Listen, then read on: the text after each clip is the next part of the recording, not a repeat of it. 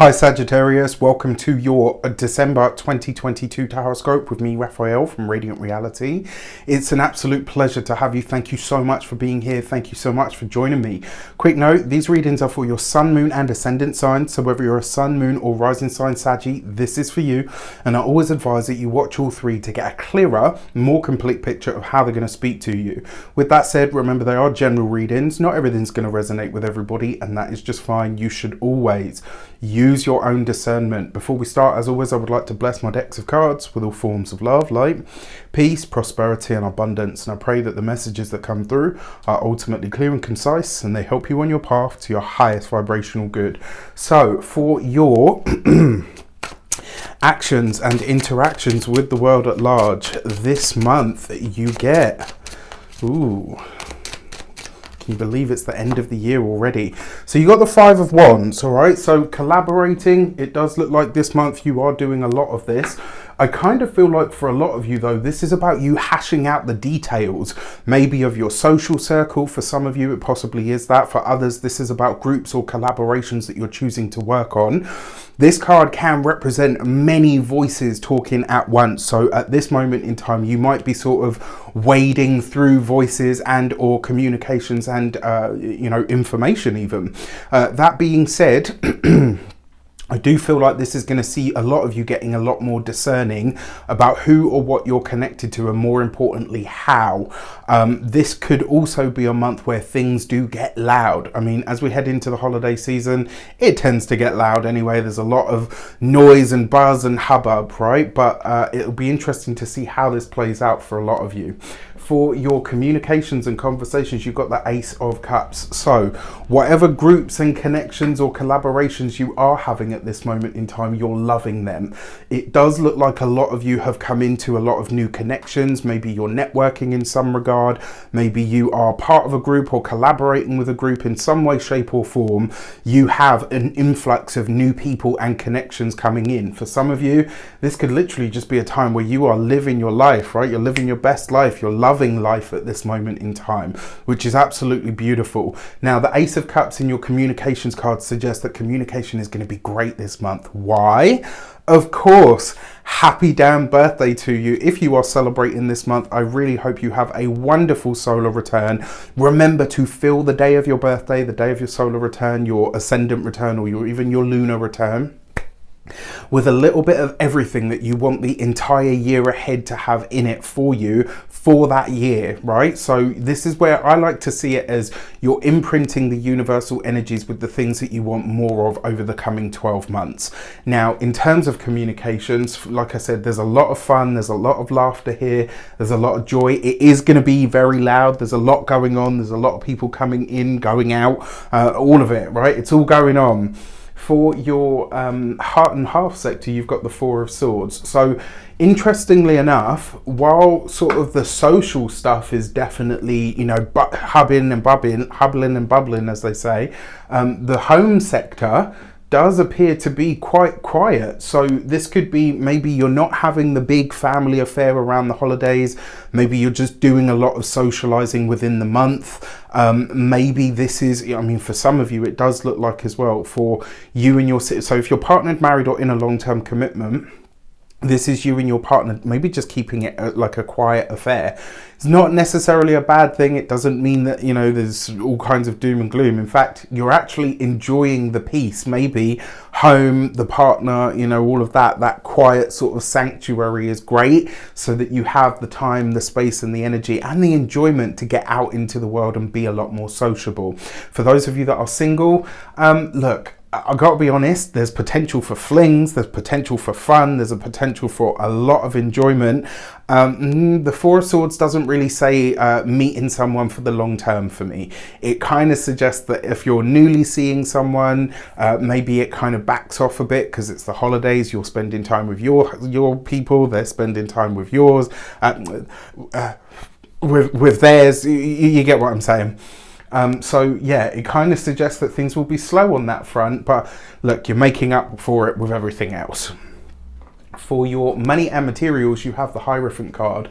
So this, coupled with the Four of Swords, on a sort of really mundane level, Some of you could this month, even if it is around the holiday season, be looking into banks, building societies, mortgages. Some of you could really be paying attention to your finances and your resources at this time. For some of you, maybe you're gathering money, or you're thinking about plans to gather money for a big investment of some sort. So it's like there's something going on behind the scenes with your money, and it's like you're kind of gathering it to make some sort of big move, but you're not making it now. It's like a move that you're planning to make in the future. If you're partnered or in a long-term commitment, this is probably something that you guys have been working on for some time. You got the Hierophant card and the Five of Wands. You got two fives. Two fives represents a vigil. So it's almost like you're very hawk-eyed over your money this month. Not necessarily a bad thing. You're exercising restraint where most of us probably don't. All right. So with that said, every year, you know, I put on a winter solstice alignment activation session. I absolutely love this. I've been doing these now for the last 4-5 years. I can't believe it's been so long, right? So as always, I will be there talking about the solstice. We're going to be tapping into the magic of the solstice itself, which is the original new year, did you know? On top of that, we're going to be talking numerology, astrology. We're going to be talking about human design, what the year has in store for us, the things that we need to be aware of and prepared for. On top of that, as if that wasn't enough, you're also going to get an FLP session from yours truly. I'm going to shoot you off into the future so that you can sidestep your challenges, and then you can also lean into your blessings. And the beauty of that is you're looking at your own personal future there. So I've got two very special guests this year. I can't wait to announce who they are and share with the world. I'm so excited. So it's not just me that you will be getting, it's the three of us. And like I said, a whole bunch of information that's going to be awesome. If you attended last year, you know we had a tech glitch. I apologize. I've fixed it this year, so we won't have any of that business. You can get your seat on the link in the description box below. It's the 21st of December at 7 p.m. and it is £33.33 for a seat, so you don't want to miss this. And yes, you will also get the recording. All right, thank you for allowing me to share that with you. For your first week of the month, let's see what's coming in for you. What do you need to be aware of at this time? You have the High Priestess. Okay, so for a lot of you, a lot of the socializing, the gathering, the getting together, maybe, just maybe, this is something that's happening behind the scenes. So it's not quite sort of cooked, baked, finished yet, but it is something that you're putting a lot of time, effort, and focus on. The other thing with the High Priestess card, if you are building some sort of group or attending a group or whatever, strip it back to basics. All right, the High Priestess has an element of purity to it, and it's something that we do not mention a lot of with this card. As everyone's talked to, you know, your intuition and psychic awareness and all of that stuff. Yes, it's absolutely that, but it also has an element of purity to it. And so with this and this sort of group connections and or collaborations, I do want to say to you, if you have something like that going on, if you're a part of one, strip it back to basics. When we get back to basics, that's where the good stuff is, right?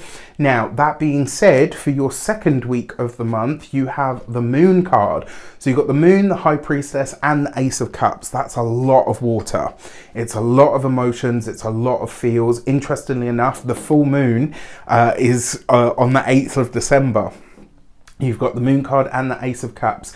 This suggests to me that while you will be in the feels around this full moon, it will highlight or reveal something to you that is truly beneficial for your life. I think in a lot of ways, this is going to help you understand your own love language. I'm going to talk about why in just a minute. I also feel like this might give you a really powerful glimpse into a past relationship that helps you understand where you're at right now. And I think this is going to give you license to be even more honest and open about your feelings, as if Saggies need an invite to be more open and honest about how they feel.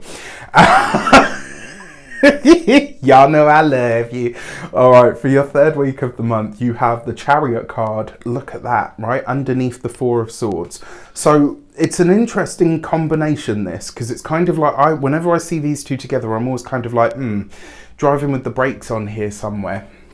What I will say to you, because you've got this with the moon card, so if you're traveling, it's likely to be between the 2nd and the 3rd weeks of the month. And if you are traveling, it's to somewhere that you know. For a select few of you, maybe you're spending Christmas in a really different, strange, you know, quote unquote strange place or in a strange situation to what you would normally do.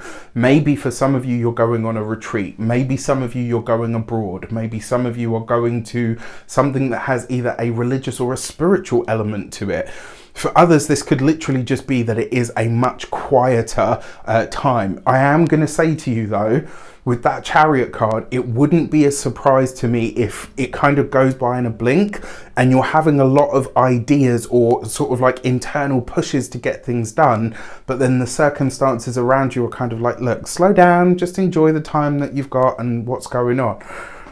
For the 4th week of the month, you have, okay, excuse my language. For the 4th week of the month, you've got the Death card with the Hierophant and you've got that 4 of Swords present. That is literally attending a funeral.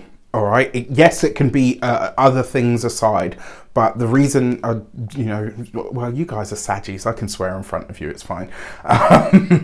All jokes aside, though, that is potentially needing to, or at least getting an invite to a funeral. I really hope I'm wrong on this front. I touch wood, and I really hope that I am. Now, on in another way that this could show up, if there's some kind of finance, money, or resource that you've gone after, mortgage, loan, bank account, savings, you know, all of that sort of stuff, you are going to have to do something different. This maybe was your current plan. You need a contingency. This one, this institution, this place, this authority that you're going to is probably not going to come through for you. That doesn't mean you won't get what you need. It just means that you're not getting what you need from the first sort of place that you go to in order to make this application, whatever it might be. Now, as we come into your lunations, remember, whenever I'm talking about astrology, I'm always talking about your ascendant first, to a lesser degree, but still always relevant, your sun and your moon sign. So on the 8th of the month, I mentioned we have a full moon in the sign of Gemini. For you, this is in your 7th house, right across the sky. This is the house of your partnerships, marriages, contracts, your commitments to people, your one-on-one connections and or works or groups even. This is, you know, and everything is a relationship, right? You have a relationship with everything that you have in your life, whether it's a person, an object, a place, you have a relationship with everything. So the 7th house in a lot of senses is quite important. It is an angular house in the chart, so therefore it gets quite a lot of special focus. You're having a full moon, a completion, a culmination, or an ending, or a highlight or a spotlight or even a peak experience in that 7th house.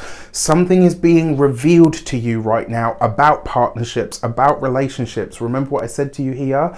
This could be that you see a past relationship in a very different light. Maybe you start to understand, wow, that's why that didn't work out. I've got no interest in going back to that person, but now that I understand that, I know what I want and need from my next relationship and how I can improve that. I'm really here for this. I actually think it's going to be a really wonderful full moon for that reason. It is hand in hand. I mean, hand in hand, it's quite close to Mars, which is Mars is retrograde at the moment in your opposite sign, which for me with this full moon, it kind of feels like it's going to give you the impetus that you need to either remove a negative experience from your relationship history. You're not getting rid of the experience, but you're extracting the wisdom and you're putting down the hurt. That's beautiful because it's going to allow you to open up to and attract and manifest something much better. For that full moon message, you have the gate 14 and luck. Look at that, right? Beautiful. And this card basically says you are finding yourself in the right place at the right time.